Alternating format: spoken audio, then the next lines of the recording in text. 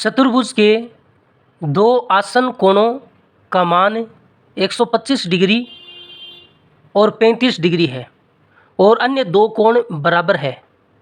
समान कोणों का मान पता करें। जो बराबर कोण है उसका मान हमें निकालना है। तो सबसे पहले हम एक चतुर्भुज बना लेते हैं।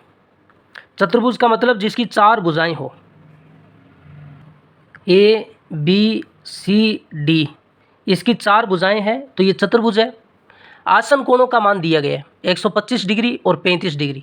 आसन कोण कौन से होते हैं? पास पास वाले कोण आसन कोण होते हैं। अगर कोण ए को हम 125 डिग्री माने तो इसके पास वाला कोण बी भी है और इसके पास वाला कोण डी भी है। तो या तो बी को 35 डिग्री मान लो या डी को मान लो, या तो ए और डी आसन कोण है या ए और बी आसन कोण है। तो हम क्या करेंगे, बी को हम 35 डिग्री मान लेते हैं और अन्य दो कोण बराबर है। जो कोण सी है और कोण डी है ये बराबर है। अगर हम इसको x माने तो ये भी x हो जाएगा, दोनों बराबर है और इन्हीं बराबर कोणों का मान हमें निकालना है।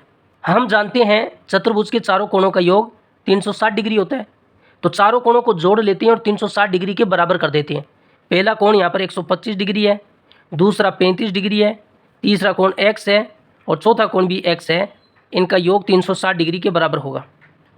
125 में 35 को जोड़िए, 25 5 30, 30 160 डिग्री होगा और x में x जोड़ेंगे तो 2x बराबर 360 डिग्री।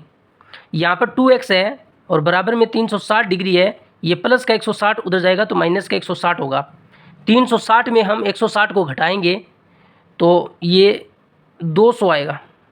हमें x का मान निकालना है। ये 2 गुना में उधर जाएगा तो इसके भाग में चला जाएगा। 200 में 2 का भाग देंगे तो 100 डिग्री x का मान कितना आएगा, 100 डिग्री, और इसका मान भी 100 डिग्री होगा और ऑप्शन बी इसका सही होगा।